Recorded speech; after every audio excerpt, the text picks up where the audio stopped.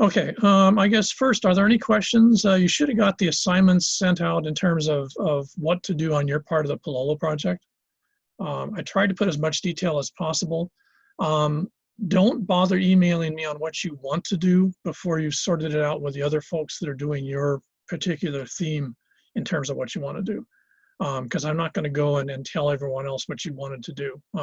That's your guys' kuleana. You've got to sort it out among yourselves.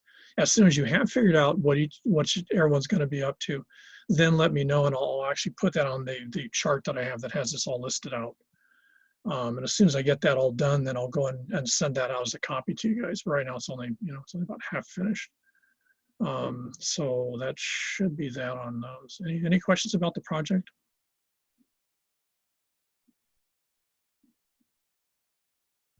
Okay, hang on a second.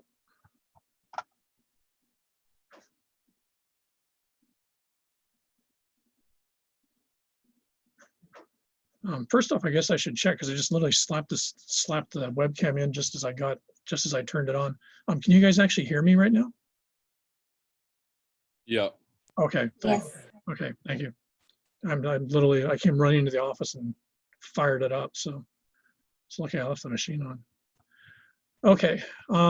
So again, I apologize for whatever they decided to do. Hopefully Thursday we'll be in class. If I use this system, at least yesterday, I'm able to actually record using the room's computer. Though I'm not sure well, the quality seemed okay yesterday. So theoretically, we should be able to do Zoom in the classroom. So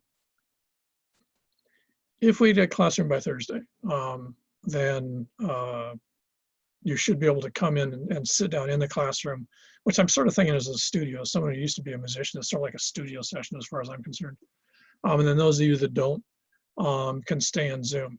I just bumped into a student on the way up, which is another reason I was a little late, who was all confused because she had a communications class and she was trying to do all her classes in class. So she showed up this morning in the room that I was trying to take over. And her teacher hadn't let her know one way or the other what was going on.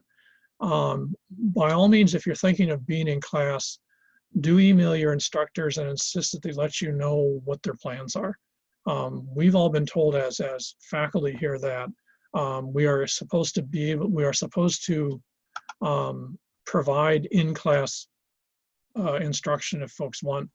As far as I know, that the only way that's not allowed, or the only way that's you're allowed not to do that, is if there's some sort of a medical or other type of issue, and then you have to have always informed the class that it'll be online only.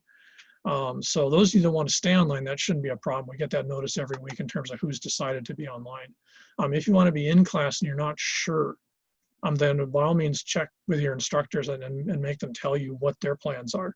Because that poor lady was wandering around with no idea what the hell was her class was doing. So that's not the way it's supposed to be working. It's supposed to be fairly straightforward. Having said that, just as a reminder, there's no, unless you're doing a lab or something, in which case this is already done, you don't have to be in class. There's no rule that says, once in-class instruction has started, that you have to show up to class. That's not the case. So if an instructor has that set aside that you have to show up to class, I suppose in a few cases there might be pedagogical reasons, maybe like, I don't know, except for nursing, I really can't, or sciences, I can't think of how. Then be sure to ask them, for example, if there's alternatives, because you're supposed to have the option one way or the other. As far as I'm concerned with this class, you can move back and forth. If you decide to come into a classroom one day and you want to go back to Zoom, that's fine, because I've got it set up so when I'm doing the in-class, we're still in Zoom anyways. So it should be same old, I think. Anywho's.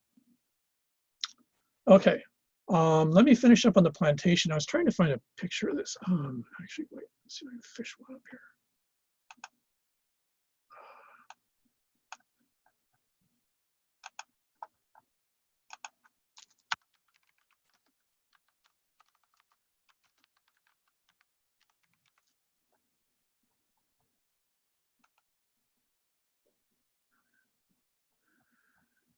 Okay, when I was talking about the sort of the plantation period, this is a period on one hand, there's sort of a weird situation going on because what you have, and I think I mentioned this earlier in the semester, until the 1830s, and I'm just arbitrarily using that date, you had an attitude that the Europeans who were interacting with folks outside of Europe saw themselves in some sort of, they saw themselves as being technically superior in terms of technology or something like that.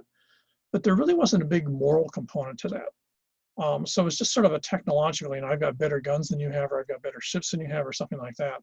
But that was pretty much where it sort of, you know, ended.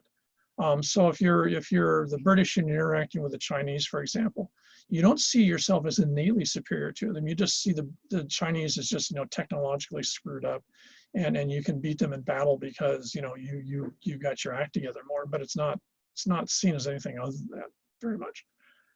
This radically changes, I think I mentioned, in the period around the 1830s. I'm just using the British as an argument since that's the best documentation I have. And what you get is a shift where all of a sudden you start to get a very sociobiologic thing, what I'd call sort of the modern theory of racism.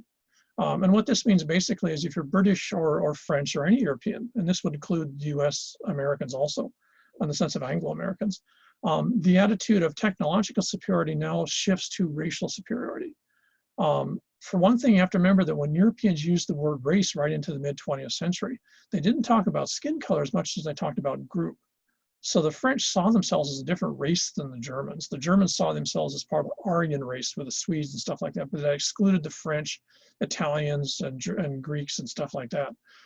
So the idea of racial groups in the sense of biological groups where you have shared sort of biological material that makes you different than your neighbors.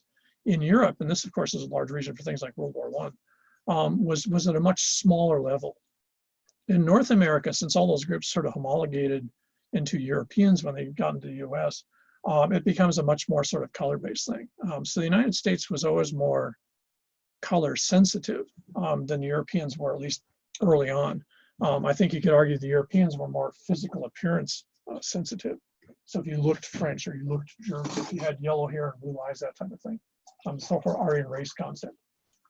So in that context, it's important to remember that by the mid-19th century, you start to get this real strong attitude that the British, the French, the Americans, whatever it is, are actually an innately superior form of human being than these other folks. Sorry. Excuse me. And so in that context, what you get is now you see Native Americans or Chinese or some other group as actually being inferior. And in that context, there's no reason or need to try to bring them up to your level because guess what? They're never going to make it because they just don't have it. They're seen as being dumber than you are. They're seen as being, they have different behavior patterns. They have different, different things that are wrong with them. One of the classic stereotypes of Native Americans is they can't handle alcohol. So therefore, there's no point in turning them into CEOs of companies because if they went to a party, they'd get drunk on their ass and cause trouble. So, all these really goofy stereotypes that pretty much put down a group as a group to the extent that there's no reason to actually spend any effort to try to bring them up to your level, which of course cynically also means that then it cuts down the amount of competition. This becomes a huge part of the Euro-American ethos in the 19th century. And if we switch over to these, let's take a look at a few of these. This became when it was tied to Asia. And the Chinese are probably the most striking example because you have to remember that that into the early 19th century, in fact, to a certain extent after that, there's a tremendous amount of fascination, less so in the United States, but certainly in Europe, with things that were Asian, especially Chinese. There were actually guys that were called Sinophiles. So you find folks that were European that would buy all sorts of Chinese stuff. They'd actually hire Chinese to be servants in their houses in, say, Berlin or something like that. Or for some reason, the Germans are real big on this, and the Dutch too. And then they'd actually dress themselves in Chinese outfits, and they'd learn Mandarin or and whatever. And they learn how to read Mandarin, read Chinese writing, and they'd become sort of entirely engrossed in replicating this Chinese stuff. In the larger context, this became a very large art movement in the 19th century, which was sort of this, neo-Chinese European mimicry type thing. You mainly see it in pottery with things like British blue and white wear, which was actually copies of Chinese wear. So certain aspects of Chinese stuff, especially Chinese style, became hugely entrancing to Europeans. So on one hand, they saw Chinese as being very sophisticated, very this and that, and something you wanted to get a piece of. On the other hand, they decided that the people who were Chinese that were alive in the 19th century were a bunch of, oftentimes the word they'd use was degraded human beings. So what you got was this total disconnect between the parts of a group and the actual people of the group. Now, if you think about it for a second, the same thing occurs in the late 19th century here with Hawaiians, where you get the difference between the parts of Hawaiian values and stuff and the actual Hawaiian people. This becomes called, in the 19th century, this fear of Asians. Initially it's Chinese, but it was always sort of a pan-Asian movement. You see this occur in several ways. Probably the most famous is this was actually much bigger in the United States than it was in Europe. Largely from the 1840s on, there was a fairly significant migration of Chinese to North America. First big wave was during the California Gold Rush. And so what happens is in the western part of the United States is, rather than the Chinese as exotic, you start to see people worried because of the number of Chinese that have shown up. And so there was a difference between liking Chinese outfits or liking Chinese design and suddenly seeing a bunch of people running around speaking Mandarin.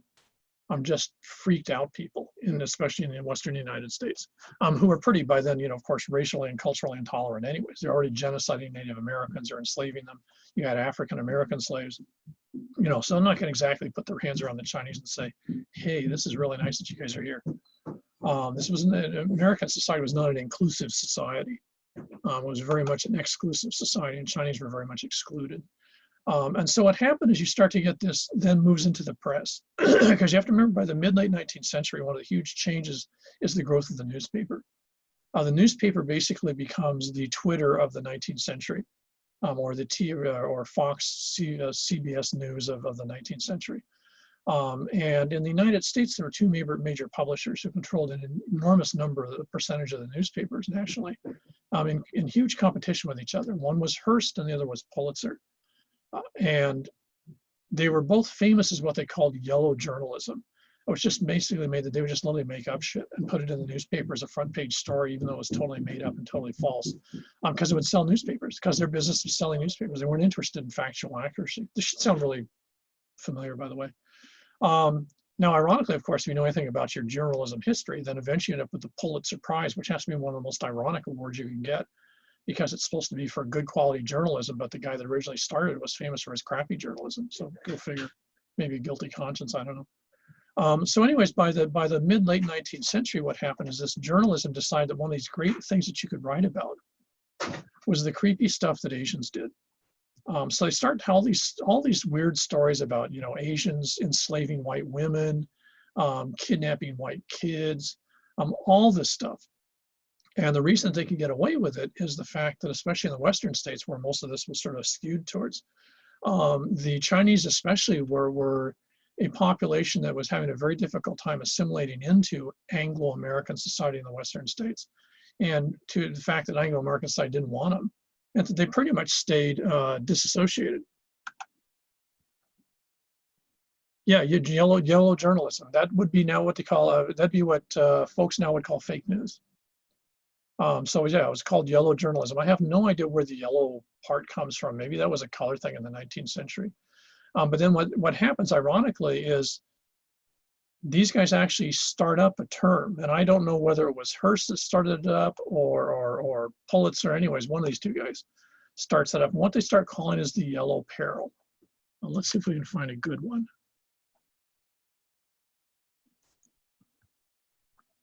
I mean, some of the stuff they came up with is just mind-blowing. Oh, here we go. Oops. I can't see here. Okay. So here's an example of it. Whoops, wait. I'm sure you guys are sharing here. Just not to share. Here you go. Okay, here's an example of it here. So what you do is you have this stereotype of the white guy who is either Uncle Sam or some other obviously American image. And then what you have is this Asian folk who you're trying to get rid of, scare away, or they're somehow dangerous or threatening. And that becomes a stereotype. Now, this became called the Yellow Peril movement. Now, in this case, it has no relationship to yellow journalism as far as I know, but because this was actually written, the newspapers described this. Because in this period, in fact, right into the 1950s, people would describe Asians as having yellow skin. I don't know where the hell that comes from. But anyways, so there was the whites, which were the Caucasians, and there were the Asians who were yellow. And then there were blacks, African Americans, or whatever. So you had people defined up here, and I never did quite figure out what they called Indians. But neither or both. So in that context, what you had is this became called the Yellow Peril movement. So it's two parts. One is it's these folks, and the second part is you have to be afraid of them. So the crux to the Yellow Peril movement was that you had to be terrified and suspicious of anything originally Chinese, but then all the other groups, because these folks were actually going to come in and do you a number. Oh, yeah. Okay, yeah, Redskins. Yeah, in fact, wasn't it the Washington Redskins till recently? Yeah, no, you're right. Yeah. So I couldn't figure out what to call them, right? So you make them red. I mean, someone who's part Native American, none of my family's red, but I just say they're well tanned, but whatever's. Yeah, so you're right. Yeah, so I had colors for all these different groups. So no, you're exactly right. That's what it was. So here's the Yellow Peril. There was another, where's another image here? Let me turn this one off. Oops.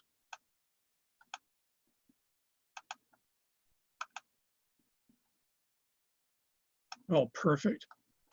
Okay.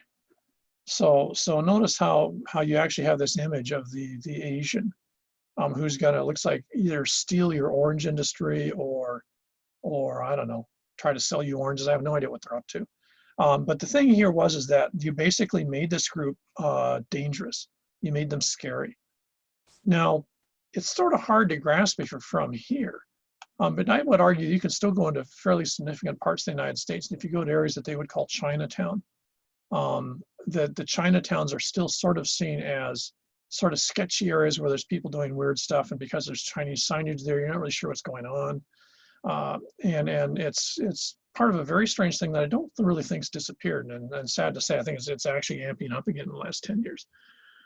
So the Yellow Peril movement was what this thing became called. And so the Yellow Peril movement became synonymous with anti-Asian attitudes. In fact, the two are basically just different words for the same thing. The key thing with all this is by the mid-late 19th century, this became a huge selling point in newspapers. You could write a story about any sort of totally bogus thing that Asians had done, like maybe a Chinese guy poisoning oranges and sells to haole kids or something like that. And the newspaper would actually just tell one of the reporters, write the story up, because it was just creative writing exercise. It was totally make-believe. And they'd post this on the front page, the second page of the newspaper, and everyone would like freak out.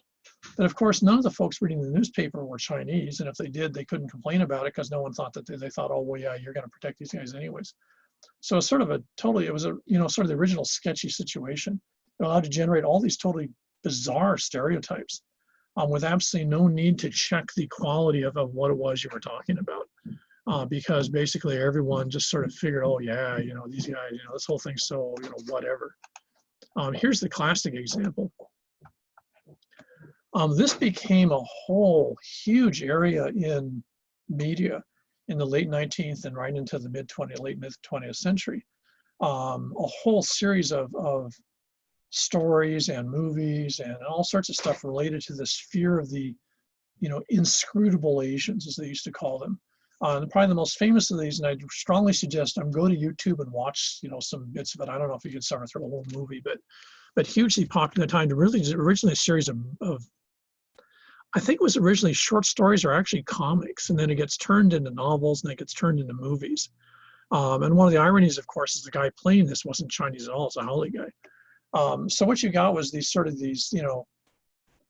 the Asian guy is dangerous, and there's some sort of Asian-like mafia type thing behind them, and you're never going to know because they all speak Chinese, so therefore all speak like speaking a secret code, because it's a language you don't understand and no one knows unless they're Chinese. And so you go down to Chinatown, there's all the Chinese logos. You go to a Chinese restaurant, and the waiters are all speaking Chinese to each other, and of course that means it's all some sort of secret society thing. And so you get all these weird images of the Chinese. which is the first group. Now, remember that especially the American sort of media consumer, this guy isn't as much Chinese as he is Asian. So there really wasn't a lot of interest. No one was asking accuracy. There's absolutely no accuracy in here. It just fed. It started a fear and then it fed that fear because it was selling a hell of a lot of newspapers. And then ironically, by the early 20th century, it then sells, books, comics, it sells, short stories, and then it sells movies. So what you have is just this persistent pattern of consumption moving from one media form to another of the idea of the Chinese. Now, what you find is on the mainland, this becomes such a dominant proposition. Let's go back to this. By the 1860s, 1870s, especially in the West Coast states, most especially California, but also Oregon and Washington, that pretty much if you're Chinese originally, then of course any of the other groups that comes in after them, you find yourself, unable to buy land, unable to vote, unable to become a citizen, unable to do anything. Totally illegal under American law. But nonetheless, it's allowed because it's Asians, so you can't trust them anyway, so who gives a rat's ass what they think? So what you find is the Asian view, or I should say the mainland's view of Asians, is that large groups of them are inherently dangerous, and they're anti-American, and they're eventually going to basically overthrow the United States to turn it into a part of China, or then later part of Japan, or whatever, fill in the blank with wherever they're from. Now here in Hawaii, what happens is a very different thing, and the reason very simply is the fact that in the late 1870s, or the mid-late 1870s, the Chinese are the first group that gets recruited to work on the plantations in large numbers. So you have large numbers of Chinese here working on the plantations. There's no alternative to them. There's no one else that wants to work the plantations. So the Chinese are your workforce. So like, love it or leave it, you got to have them. When the Chinese leave the plantations, remember I mentioned that last time, because of the bad work conditions, then they get replaced largely by Japanese. In fact, even larger numbers of Japanese. So what you end up with is by, say, 1900, at the same time, this yellow peril thing on the mainland is completely just escalated out of control. You end up in a situation that here in Hawaii, the vast majority of the population was Asian.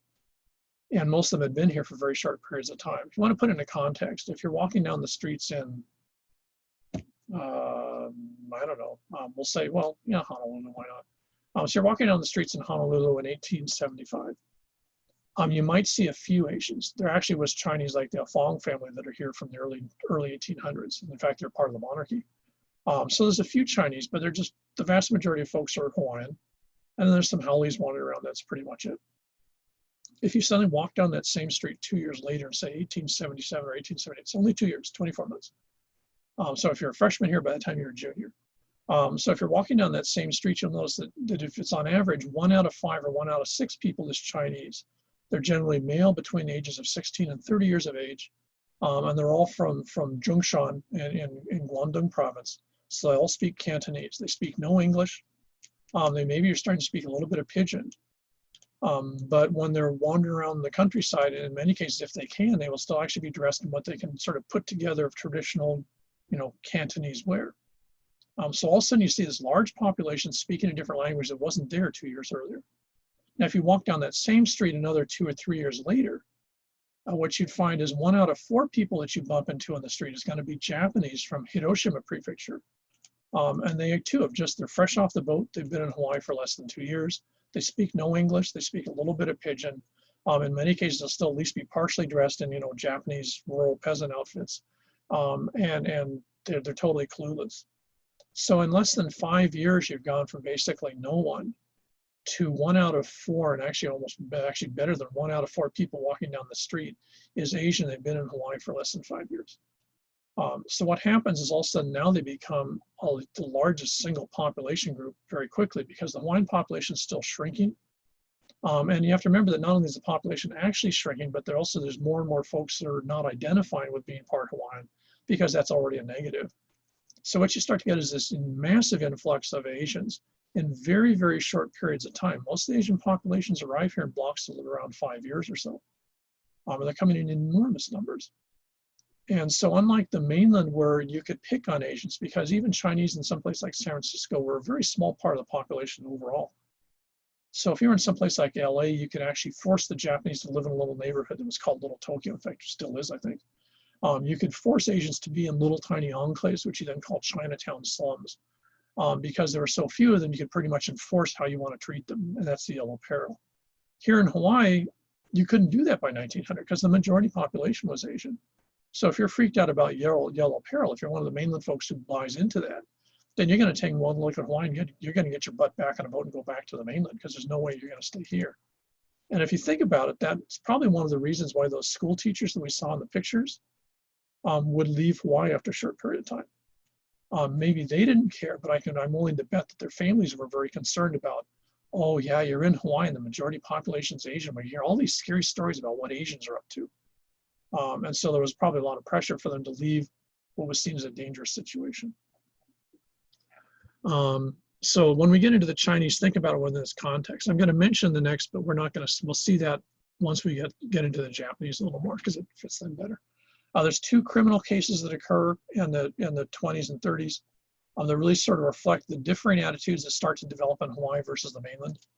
And you have to remember this still plays out. Just a year or two ago, there was some discussion of the fact that Hawaii was still not really reflective of the US mainland because the majority population here was Asian.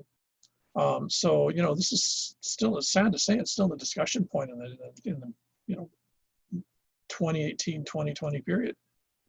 So in that context, what happens is in Hawaii, very, very different views start to evolve very quickly about what Asians are, who Asians are, and what that group is. So the yellow peril movement doesn't really gain traction here because, you know, you'd have to convince the majority population that they're weird and inferior somehow. And it just doesn't work that way. So the Jameson and Massey cases, as we'll see, are good examples of that whole process. World War II is sort of a fascinating example of this because you have to remember that the yellow peril wasn't Chinese specific. It was Chinese, Japanese, Koreans, Okinawans. And I would point out it included Filipinos in the west coast of the United States. Anyone that came basically west from San Francisco was considered Asian unless they were some other type of person. So Pacific Islanders were considered part of the yellow peril movement, so they were considered Asiatic. And if you went back to when your parents were going to school, especially if they went to school on the mainland, the box that you'd check would generally be Pacific Island Asian. Pacific Islanders were a separate category; they were considered Asians. So, I mean, this is still prevalent, at least in some areas of the U.S. mainland, and certainly persistent in large parts of the mainland. So what that means in World War II, I lost it here.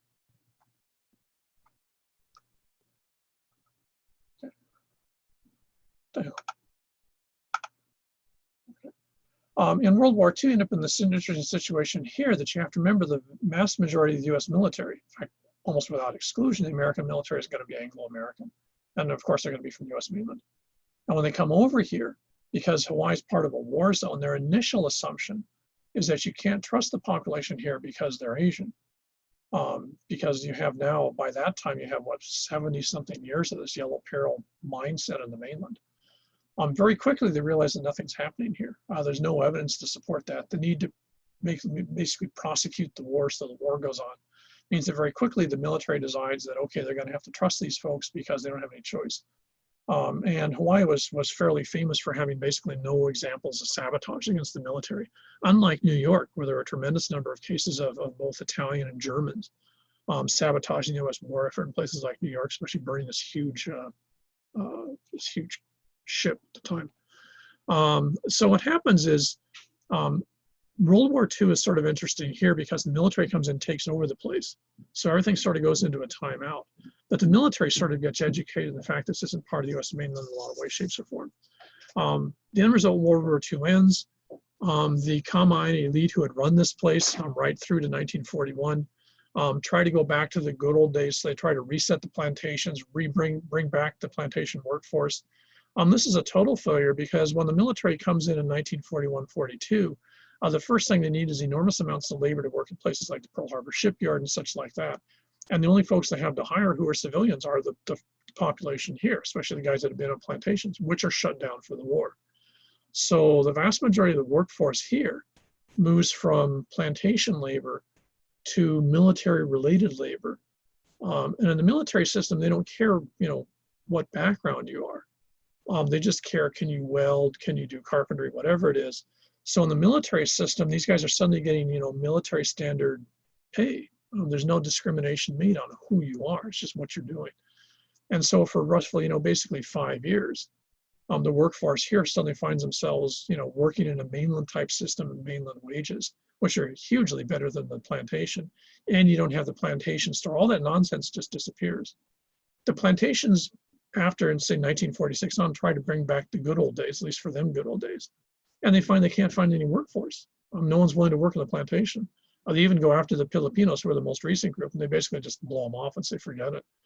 So they desperately actually try to recruit a small number of Filipinos to come in as a new workforce after World War II. That fails miserably, and the plantations go under, one, because economic conditions have changed, but two, because there's no longer cheap labor willing to work at the crappy setup they'd set up.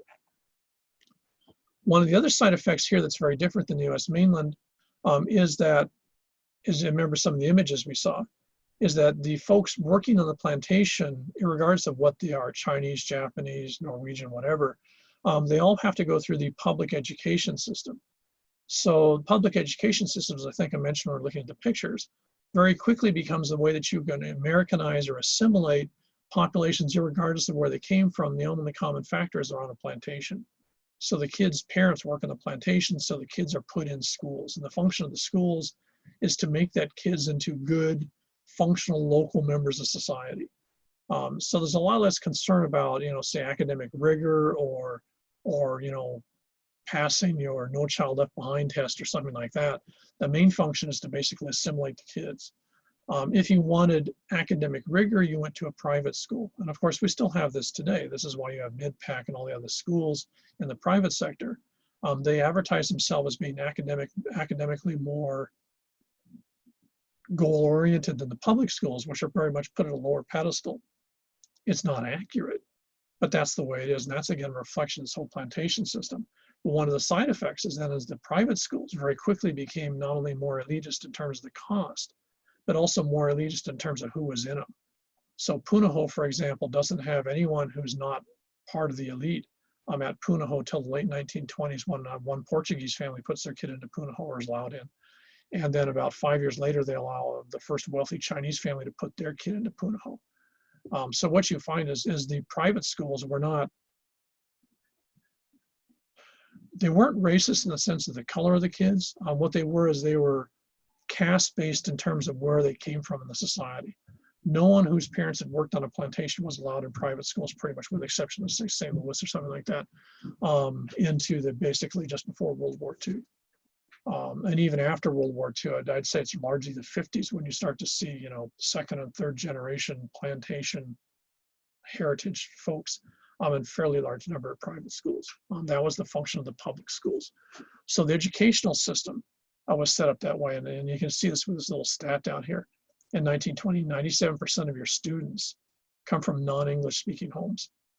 Now, of course, the interesting thing is that would also include part Hawaiians, because by non-English speaking, what they meant is they didn't speak good Queen's English. So a family that spoke, what we'd call local pidgin today would actually be part of that 97th percentile. Because in the other 3%, the standard English speaking, that would be your elites that were at the private schools. So the educational system was segregated in terms of class. It wasn't segregated in terms of color. This makes it radically different than US mainland, where it's segregated in color. You have your black schools, you have your Native American boarding schools, which were forced education. You had this incredibly segregated educational system, and there's actually still a lot of manifestations left in mainland US. So last about the plantations, you have to remember the plantations were deathly afraid of strikes. Just like any large organized businesses, they were terribly afraid of their workforce. Organizing to complain about the bad conditions, especially as we've gone over this last week, given the absolutely shitty conditions the plantations put on the workforce. So they had a legitimate guilt trip going that that these guys were going to figure this out. And rather than leaving the plantations, we're going to make the plantations change. And of course, that would hit their profit margin. So they wanted conflict. And you frequently find a lot of the plantations would actually set up the plantation camps where they'd put two groups in the same camp that they knew didn't get along. So, for example, in Alexander and Baldwin, Maui Land and Pine, a lot of the camps would be Japanese and Okinawan, and those two groups just can't handle each other. In a later period, they would be Japanese and Korean. In the early 20th century, here on Oahu, you'd have Japanese and Filipino camps because those two groups couldn't stand each other. So what the plantations did that because they didn't want these guys to get together and actually collectively start to bargain for salary raises, better work conditions, better hours or whatever. Now the irony is on the other hand, the plantations themselves, and this again is typical, the plantations never could decide what the hell they wanted to do when they grew up. So the plantations, of course, were also the ones that were putting all these kids in the same school.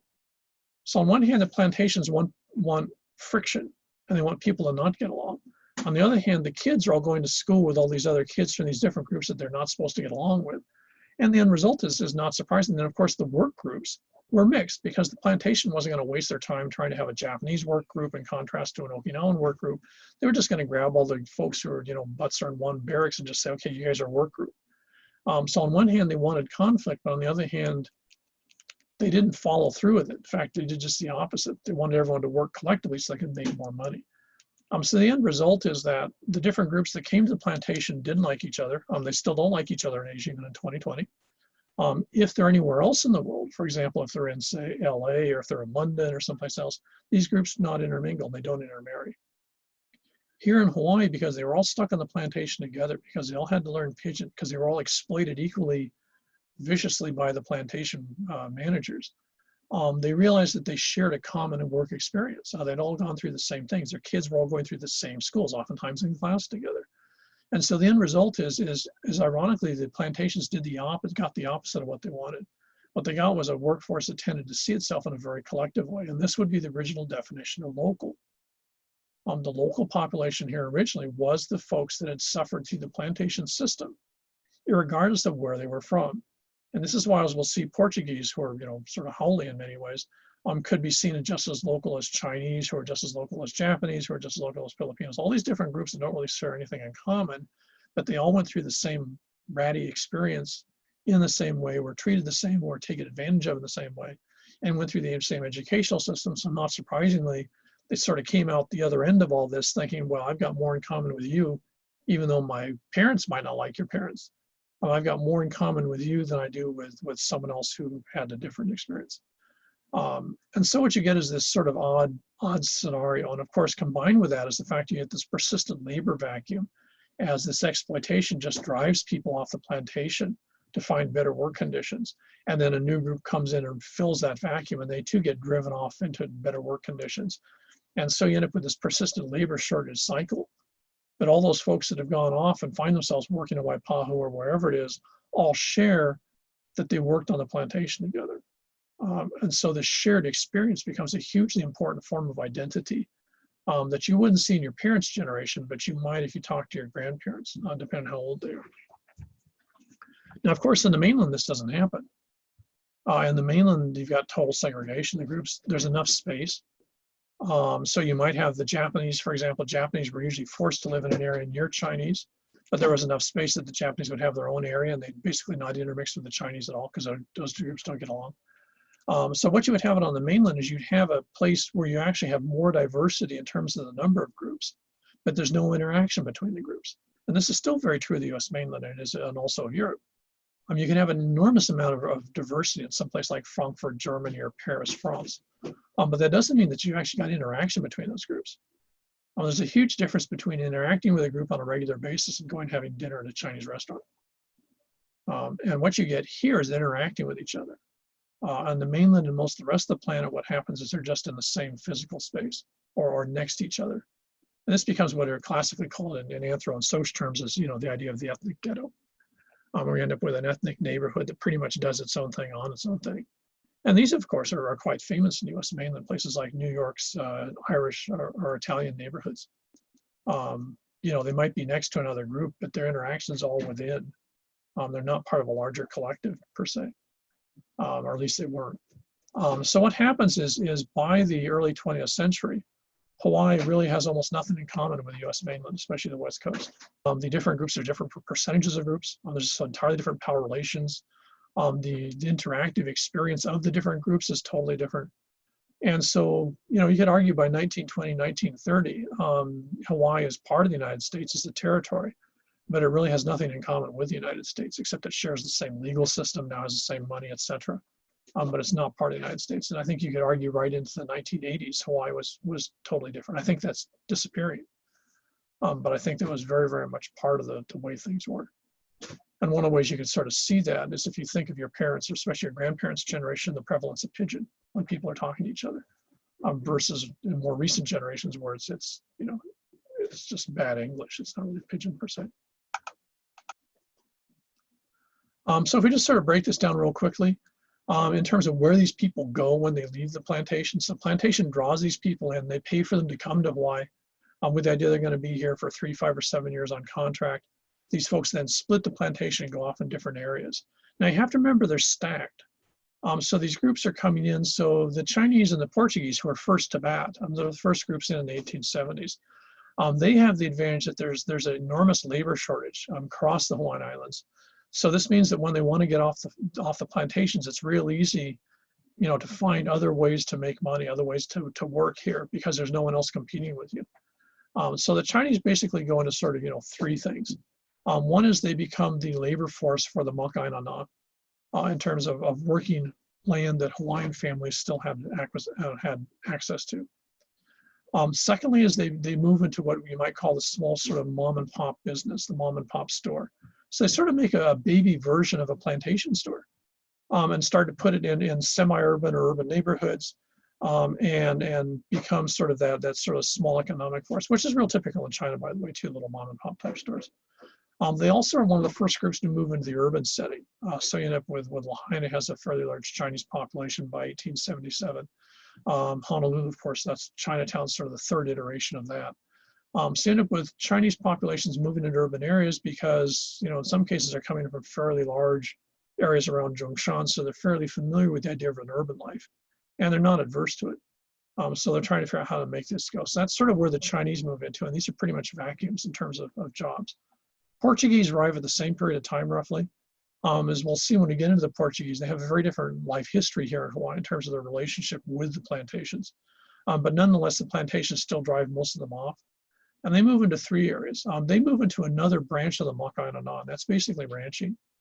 So by the 1880s, 1890s, you find that a lot of these smaller ranches, which were largely Hawaiian owned, start to end up with fairly large populations of Portuguese paniolos or Portuguese ranch hands. This is not too surprising because at least in the Madeira, ranching, small scale ranching was a pretty big industry. So a lot of these guys were familiar with that type of work. They too move into small businesses, not usually stores, but other type of, you know, urban businesses, say, you know, repairing stuff or something like that. And again, because there's a shortage. As we'll see, the Portuguese population is real interesting because they sort of ended up betwixt and between. On one hand, the elitist population here, your Kamainas and, you know, related folks, saw them as being sort of like them. On the other hand, because they'd gone through the plantation experience, the folks who were part of the ex-plantation, the local population, saw the Portuguese as part of them. And a lot of them basically take advantage of that interface position and get very heavily involved in politics. Portuguese politicians are a big thing in most of the islands, not so much on Oahu, but on Kauai and Maui, the 2 I'm most familiar with. Maui, huge part of Maui politics in the last 100 years has been Portuguese politicians. And they were always, because of their intermediate status, they were able to develop a larger part of sort of the political energy, and especially in county level politics. So they're the second off the bat. These 2 groups get replaced as they ditch the plantations. They get replaced by the Japanese, as we'll see. The Japanese move into farming. Interesting enough, initially in many cases working for Chinese folks who have already left. And this sort of makes an interesting dynamic since the groups don't particularly like each other. The Japanese arrival coincides with the movement into the United States, because you have to remember, at least for the Japanese, the Chinese, and the Portuguese, this is all happening prior to territorial status. This is when we're an independent monarchy, and then also when we're moving into the Republic period. So all this is happening prior to the United States becoming directly involved. When we become part of the United States, there's an enormous demand for bureaucrats. All sorts of things that countries or territories are supposed to do that the monarchy didn't bother doing and the Republic didn't bother doing. So you also need things like county surveyors, all sorts of jobs. Teaching, for example, you have to massively increase your teaching workforce and the bureaucracy of the education system. And what they had is they couldn't pay anything. They were paying almost nothing. So you couldn't get folks in the mainland who would take the jobs because one, Hawaii was Asian, and secondly, because the pay was so crappy and the conditions were so poor. So what happens is the Japanese who have now left the plantations in many cases step up and become the vast majority of the territorial bureaucracy, which is still reflected today. There's a number of class action lawsuits in the last 20 years that have argued the judiciary, Department of Education and stuff pre-select local Japanese over other ethnic groups, especially Filipinos. And most of those class action lawsuits have actually been found to have some validity in terms of statistics. So the Japanese move into the bureaucracy when it's crappy pay. And then after 2 or 3 generations, it becomes institutionalized, sort of. So that's their way off the plantation, if you would, to make money. They're followed by the Koreans and the Okinawans. They're 2 groups that are really interesting because they follow entirely, all these groups follow different paths. Okinawans are in many ways probably the most successful. They stay in farming. They just get off the plantation, they get into what you might call, family-based farming, which they're still big in today, actually. The Koreans are an interesting group because, as we'll see, they're actually not very successful initially. Having said that, they rapidly become one of the power brokers in the urban specialized services areas. They're followed in the early 20th century, 1906, 1910 and such, by Filipinos, largely Tagalog and Ilocanos, 2 of the entirely different cultural groups in the Philippines, who pretty much initially take over the plantation jobs as the Japanese are going on strike or leaving. And then as the plantations start to shrink in size and numbers, the Filipinos find themselves moving into other areas. Now, by the time they move into the off-plantation labor market, it's already pretty much tied up by your earlier groups. Because by the time the Filipinos are coming here, say if you're Filipino and you arrive in 1919, you're already dealing with 2nd-generation Japanese. So it's not the Japanese off the plantation you're dealing with, you're dealing with the kids of the Japanese off the plantation. So this meant that most of your, more interesting, better paying jobs are pretty much tied up. So what you find is that the Filipino population finds themselves dealing with the increasingly urbanized parts of Hawaii in the 20th century, which means they get heavily into service sector industry, sort of general labor, and to a certain extent farming. And what this means is they're the last group sort of to ban in large numbers off of the plantations. And this leads them to a pretty severe economic disadvantage compared to the earlier groups. So just sort of keep that in mind to sort of a track. Okay, let me get started on this, and then we'll call a halt. When you're looking at the Chinese, it's important to remember that the majority of Chinese in China are called Han. This is the population that's been around for about, maybe 6,000 to 8,000 years in Central Eastern China. They weren't originally the majority, but they sort of, swallowed up groups around them. And they become what you might call the classical Chinese. They're the folks that speak Putonghua or Mandarin Chinese. And they're a particular culture group. Han Chinese are, if not the largest, one of the largest cultures in the world. Having said that, the country of China in its various forms includes a ton of different minority groups who speak entirely different languages or very dialectic variations. Cantonese, for example, there's some similarity to Han Chinese. I know a little bit of Putonghua or Mandarin, and I can sort of watch parts of my wife's Cantonese soap operas, but I can only pick out small bits of it. Most of my in-laws are, of course, they're originally from that area, so they speak Cantonese, and only a couple, including my wife, actually know Mandarin. So if you're Cantonese, Mandarin's another language. If you're Mandarin, Cantonese is another language. I think they're actually really radical dialectic variations, maybe sort of like Italian and French would be the closest I can think of. So the population in Guangdong province, in the southeast part of China, is Guangdong. It used to be called Canton. And so that's where the word Cantonese comes from. Just north of them is another minority group that speaks another language, which is Fukienese.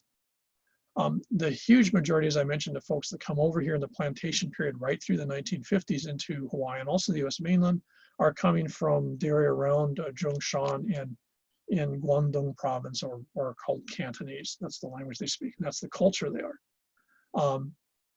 Here from the 1950s to the 1980s, and to a lesser extent the mainland, there's a subsidiary movement of Fukienese here. And you still see a fair number of Fukienese, for example, down in Chinatown. I can't understand Fukienese at all. To me, it's a radically different language. But it sounds really different. You know that they're not speaking Mandarin or Cantonese. So in Chinese society, there were always these distinctions. Now, one of the really important things about Chinese society is that Chinese society, since the Han have been in control of the Chinese state, the bureaucracy in the country for the last 5,000-6,000 years, they had a very sort of live and let live attitude towards minorities. And this persisted ironically down to the last decade. In the last decade, this has just radically changed, by the way. But traditionally in Chinese society, there's an attitude, if you're one of these minorities, if you're Fukienese or Cantonese, you can just do your own thing, speak your own language at home, as long as you pay taxes, know what you're supposed to, no one cares. If you want to get ahead, you're going to have to learn how to be like the Han. So Han society was actually pretty inclusive in the sense that if you wanted to buy into the language, the values, and attitudes of the group, you too could move ahead in Han society. And it doesn't hurt that these groups don't look any different from each other. They'll look, part of the same sort of ethnic pool, if you want to think of it that way. So in Chinese society, you were allowed to be a minority till, ironically, maybe about 2010. And the government could care less. Now, what this meant is there was no enormous pressure for folks to lose their language and take on the main language. There was no pressure to, lose your Italian and learn English type thing. In that context, what that meant is that these minority groups had a certain amount of luxury in remaining different. And so when the Cantonese come over here in the 19th and 20th centuries, they basically bring Cantonese culture with them. Now, this gets a little confusing because if you remember, the Europeans and Americans who were sort of fascinated with Chinese stuff are, of course, looking at Han Chinese stuff because that's your government, that's your art system, et cetera, et cetera. So you end up in this weird situation. You get someone who's a Sinophile who just loves Chinese stuff, who tries to speak to someone in Chinatown that can't be understood, even though the Hawai'i guy is, or whatever, is speaking Putonghua, but the folks he's trying to talk to are speaking Cantonese. Now, they both come from the Chinese system. They both share an enormous amount of values and attitudes, which are pretty much pan across the system, but they're not sharing the same language, and there's some beliefs and attitudes that are very different from one group to the other. So Chinese society, oftentimes to outsiders, is seen as a sort of monolithic single thing. The reality is it's very, very, very complicated. And here, for example, in Honolulu, we had very few Han Chinese until basically about 25, 30 years ago. Now a large part of the population in downtown Chinatown is Han Chinese. And that means that the older shopkeepers and such who are originally Cantonese or maybe second or third generation Cantonese who still speak Cantonese have had to learn Mandarin just because that's what their customers speak. So you hear a lot more diversity in language now than you did 30 years ago, though it's still called Chinatown. On the mainland, they could care. Here, it's actually a significant difference. Han Chinese here are generally looked down upon compared to Cantonese because they're considered as like fresh off the boats. Though it's not really significant because you also have a portion of Han Chinese who are, of course, well educated at university and stuff like that. Okay. Let's see. Okay, let me just start. Let's give you this as something to sort of end the sort of goofy morning with.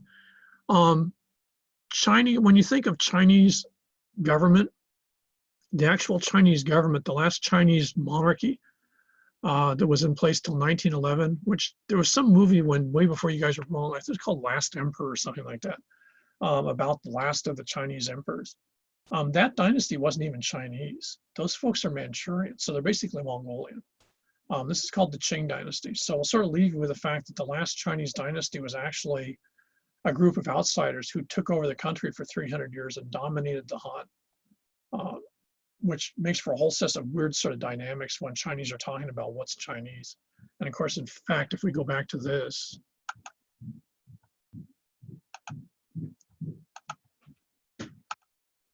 sort of Fu Manchu look, the hat, the mustache, the long fingernails, that's all Manchurian. That hat's not a Chinese hat. This type of outfit wouldn't have been worn by Chinese. Chinese traditionally wore their hair long and braided and down. This whole look that oftentimes, even in China is seen as sort of like, historically Chinese is actually a result of a foreign power taking over the country. So basically China was under colonial rule from 1600 to 1911 under the Qing.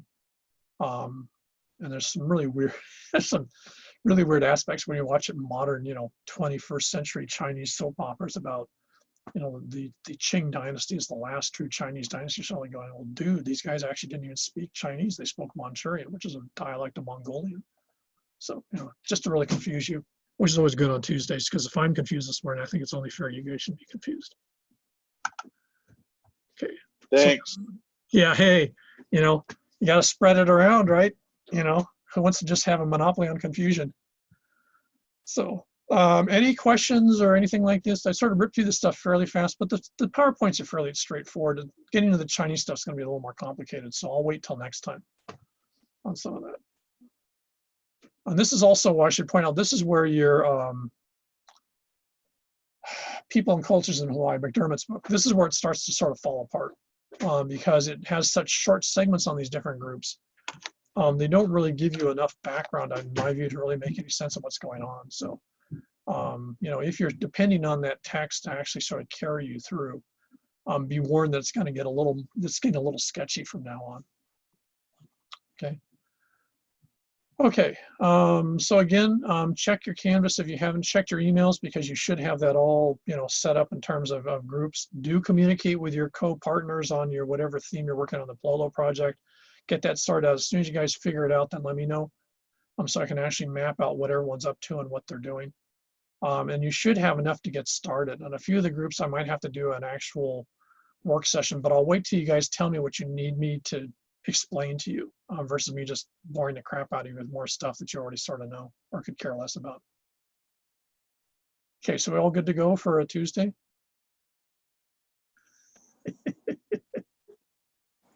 Yeah, thank you. Shoot. Okay, so again, I'll send out an announcement as soon as I figure out just exactly where the hell our classroom is supposed to be, because I'm pretty sure it's not in someone's office.